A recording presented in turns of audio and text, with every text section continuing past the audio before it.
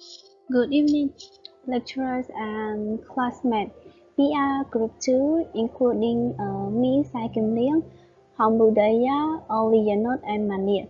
Today we are going to present about the different level of cultures and their impact on intercultural communication. And he is the content that we have divided into five parts. The first one is about introduction. The second is six dimension. Third is case study for impact, and the last one is conclusion. As we all know that almost countries around the globe have different cultural background in the ways of communication with each other since the past time. The cultural difference can perform as a barrier to connection, and this can affect the motivation of delivery message from a person to another. So how can people begin to understand this cross culture in effective way? This lead to George Hofstede, who is international physiology, was born in 1978, recognized the standard of understanding cultural difference, and worked closely to find out the comprehensive cultural pattern which influence people's behavior. This was result of Hofstede's cultural dimension. What do Hofstede cultural dimension mean? Is focused on the framework used to understand the difference in culture across the country and to discern the ways that business is done across different cultures. It was created by Dutch management researcher George Hofstede in 1980. He explored on more than 100,000 employees who worked of IBM International Business Machine Corporation and in more 50 countries to determine on how the quality of society have changed. Hofstede originally introduced four dimensions, which are individualism, collectivism, uncertainty, avoidance, power distance, masculinity, femininity that could characterize one culture from another. Later, he defined two more dimensions such as long-term and short-term orientation and indulgence and restraint, and published his cultural dimension model at the end of 1970. For more detail of six cultural dimensions, my group members are going to clarify more about their background, how they are different from one another, and how they impact on intercultural communication. Hello everyone, this is Leah and I'm going to continue from Monkey's part, which is introduction. And let's move on to the second part of this presentation. It is about the sixth cultural dimension. Okay, so let's take a look into the first cultural dimension, which is individualism versus collectivism. Individualism and collectivism is a concept used to explain the variation which can be seen in human behavior, social interactions, and personality. And individualism refers to the culture that those who focus more on themselves over the needs of others. In individualistic culture, people think of themselves as a priority, so the matter related to the groups or the people doesn't mean much to them. And it is also further stated that individualisms mostly care about personal goals, reward, and reputation. and being dependent upon other people is considered as shameful or embarrassing. And some traits of an individualistic person are independent, unique, self-reliant, and autonomous. On the other hand, if we take a look at the collectivism side, it is about the emphasis on the current needs and the goals of the whole group rather than on individuals alone. And collectivists are driven by long-term relationships and group goals. The social rule of collectivism focuses on promoting selflessness, which means that people usually sacrifice their own desires and needs for the sake of their family or team. And in this kind of culture, people are usually considered as good if they are generous, helpful, dependable, and attentive to the needs of others. For example, the United States is known as an individualistic country. Hence, their people are very independent and they mostly put their own needs first before thinking about other people or their family. However, in the Japanese society, people are emphasized to be polite and cohesive. They like to work as a group and they will always focus on what is good for the whole groups. Secondly, Hofstede also invented the concept of masculinity and femininity. According to Hofstede, the concept of masculinity and femininity refer to the social construction of a society, often focuses on the way in which people behave, conform to, or transgress gender expectations. In the masculine society, it focuses on the preference in society for achievement, heroism, assertiveness, and material reward for success. Society is seen as a platform to compete in order to gain all the expectations determined by the society. Masculinity has been a controversial concept because sometimes the society values the concept of gender inequality and it has been seen or recognized as normal. On the other hand, femininity is a concept which highlights the overlapping gender roles in that society.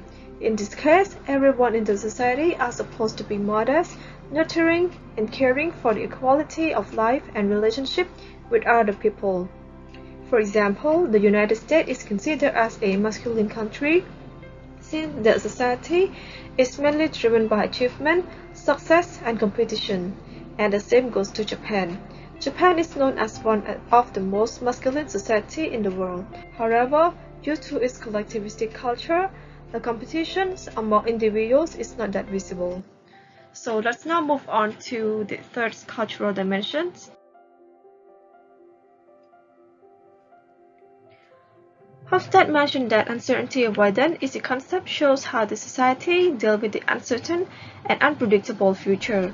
It focuses on the extent to which uncertainty and ambiguity are tolerated. He also elaborated that in a high uncertainty avoidance society, being well prepared and having rigid codes of behavior and belief are the very essential requirements. And they often rely on the procedures, precautions, and policy to keep the people alert and reduce the chance of things getting out of control. And since they are having a structured lifestyle, when uncertainties happen, they are well prepared and still able to maintain coherence and stability in the society. However, low uncertainty avoidant country is somehow different. According to Future Learn, low uncertainty avoidant society is more flexible, relaxed, benign, and tolerant of ambiguity. The governing system of a low uncertainty avoidant country is seen as comforting with ambiguity since they consider risk as part of their everyday life. Hence, it is normal and acceptable. If you take a look at these examples, it shows the scale between Japan and the United States. And according to the scale, Japan scored 92 on the uncertainty avoidance indicator. Japan is known as one of the world's most uncertainty avoiding countries.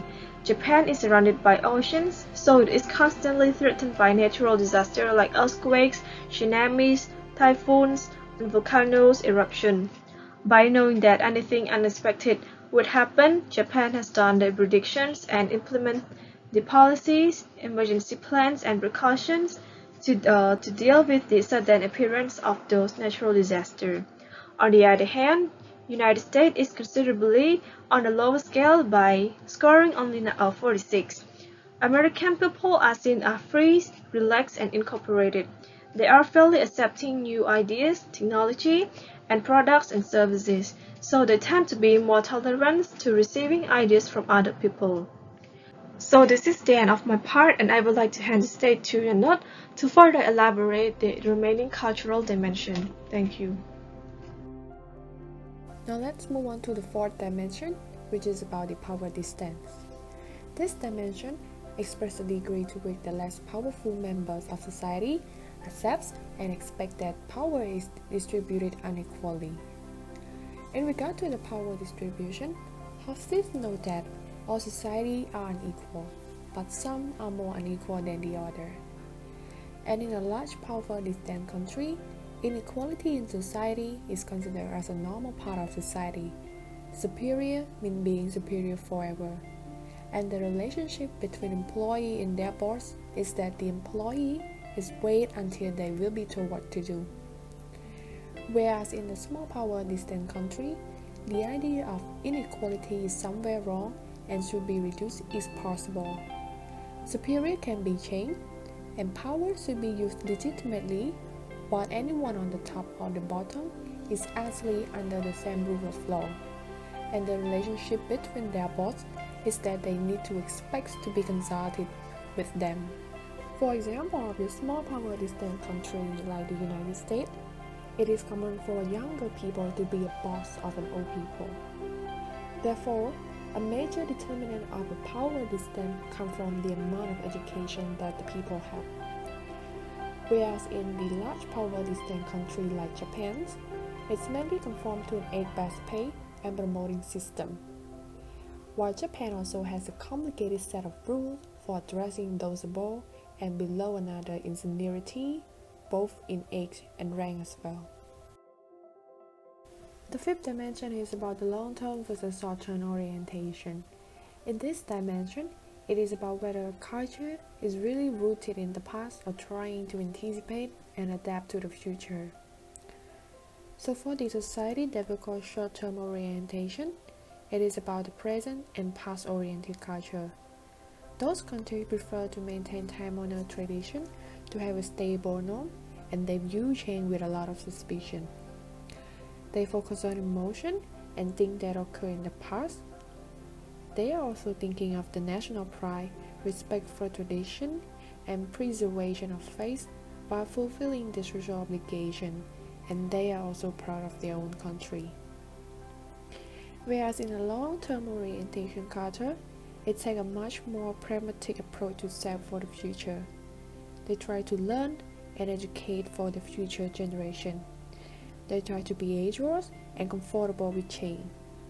And they also tend to be very future-oriented so that they don't waste time daydreaming, and they want to learn from the other country as well. So for the example of the short-term oriented company like in Japan, they are a very old traditional corporation. They have a hierarchy and a strong rule to follow, and they are not willing to change at all.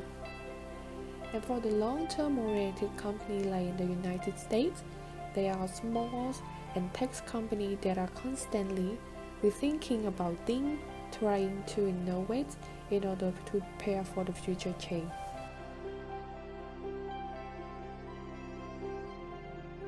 So the last dimension is about indulgence versus restraint. This dimension has to do with how people deal with pleasure. A highly indulgent country allows people to have a free pleasure, so people can enjoy their life, have fun like eating, drinking, dancing, or taking their time off to enjoy. Therefore, a higher percentage of people declaring themselves very happy, freedom of speech seen as important, and people are likely to remember the positive emotion. In contrast, a country that is highly restrained, they try to suppress the immediate pleasure of the need and regulate them with a stronger social norms, more disapprovals, and emphasizing on self-control in order to avoid negative consequences of indulgence. Therefore, fewer very people are there. The freedom of speech is not seen as a primary concern, and people are less likely to remember the positive emotion. For example, Japan is known for their hand working and saving. They focus on their work and they don't value leisure time at all. While in the United States, people prefer to enjoy themselves by overspending on a car and a luxury life is considered as a part of life. So the third part of this presentation is about a case study. So this case study was written by Akihisa Kumayama, who studied at American Graduate School of International Management, and the title of this paper is The Japanese-American Cross-Cultural Business Negotiations. As you have already known that the cultures and lifestyles of Japanese and American people are very different, their communications and negotiating styles also differ. And one part in the paper elaborated the methods of communicating between the two countries. So the Japanese method of communicating tend to be very indirect, by beating around the bush rather than speaking straight to the point. And they also use a lot of body languages during the conversation. Japanese people believe that directness should be avoided because it makes the listener feel uncomfortable. And since they are very considerate of other people's feelings, they tend to place more importance on the listener's emotions and feeling rather than on their own. And on the other hand, the Americans' way of communicating are the opposite. When speaking or raising a point, American people tend to be very direct and straightforward. Their messages are conceived in a less subtle condition, and it is very clear and informative. Most Americans are very assertive when communicating, since they will focus more on their feelings and emotions rather than on the listeners. And when these two countries communicate together, misunderstanding and conflicts often arise. Hence, they should find a mediums or methods to communicate effectively with one another. So this is the end of my part, and I would like to hand the stage to Manit. She will talk about the impacts on intercultural communication. Thank you. Now move on to the part number 4, which is the impacts on intercultural communications. But before getting into the impacts, I would like to give definitions of intercultural communications. And what is intercultural communication? Intercultural communication refers to the effects on communication behavior when different cultures interact together. Hence, one way of viewing intercultural communication is as communications that unfold in symbolic intercultural spaces. Furthermore, our group has raised 3 impacts on intercultural communications. The first one is miscommunication or misinterpretation between groups. And the second one is the conflicts in decision makings. And the third one is the failure in respecting differences. And now begin with the miscommunications or misinterpretations between groups. When you have communications between people of different culture, even if they share common language, things can go wrong. Interactions between high and low contact people can be problematic. A high contact culture is one in which the communicator assumes as a great deal of commonality of knowledge, and they are less in explicitity and they are much more in implicitity. Or communicate in direct way. For example, Japan was known as one of the high contact culture, where titles are very important in business settings, and their first name of the person they never use, and it is considered signs of disrespect to use one another's first name. Besides, being too direct in Japan can be considered as rude too. On the other hand, low contact culture are not known for their ability to tolerate or understand diversity, and they tend to be more insular. For example, people in the US are taught to look directly in someone's eyes when speaking or listening to show that they are actively participant in the communications. In contrast, one of the problems with cultural difference is that these underlying message about the relationships and they are likely to be misunderstood. And the second impact is the conflicts in decision making. Conflicts in decision making in individual culture have their own way of reaching an agreement and coming to executive decisions. Some cultures tend to withhold the information until they have completely screened and analyzed before making decisions, while others tend to be quick at deciding. Different judgment, different access to resources, different notions of times, and various ideas to task completions are a core at this stage. Working in a multicultural team can create a misunderstanding between team members before they have a chance to establish any credibility with each other.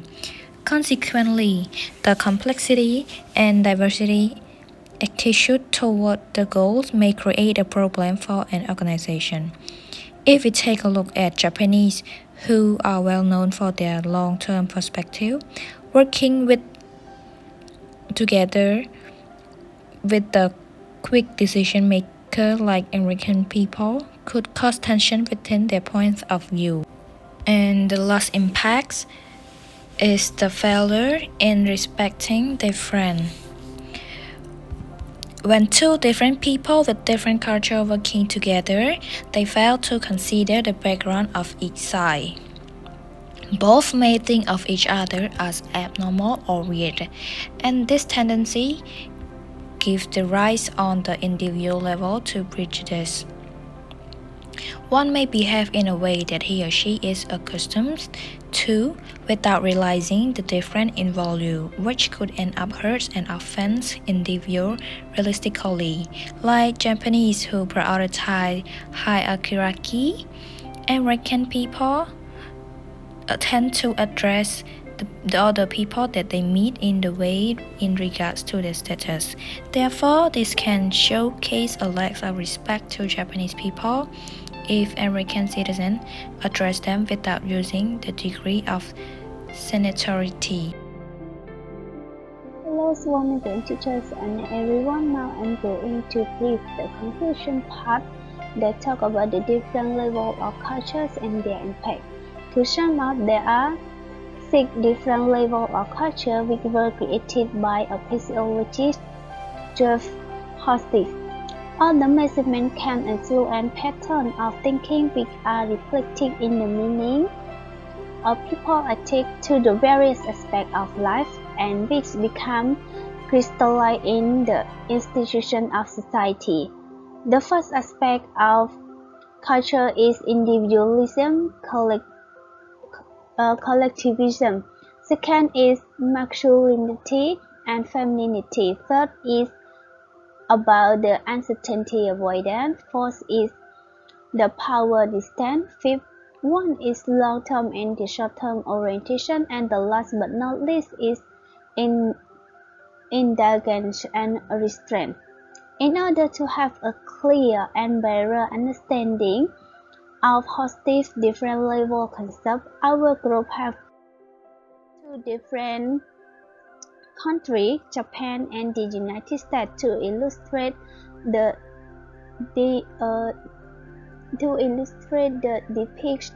different quality of culture in communication between Japan and the United States, because both countries are located across different continents. Japan is an island country that is located in East Asia and is a secular country that values harmony, order, and self-development when it comes to social interaction. Where the United States, which is located in North America, refer to the value independence, equality, informality, and directness in their culture. Seeing the difference in level cultural value for both countries makes us affirm that bringing up these two would be the best set of examples for better understanding. According to this level, there are third impacts on intercultural communication includes misunderstanding and misinterpretation between groups, conflict, in decision making, and failure in a respecting direction. This is the end of our presentation, and thank you for your attention. If you have any question, feel free to ask.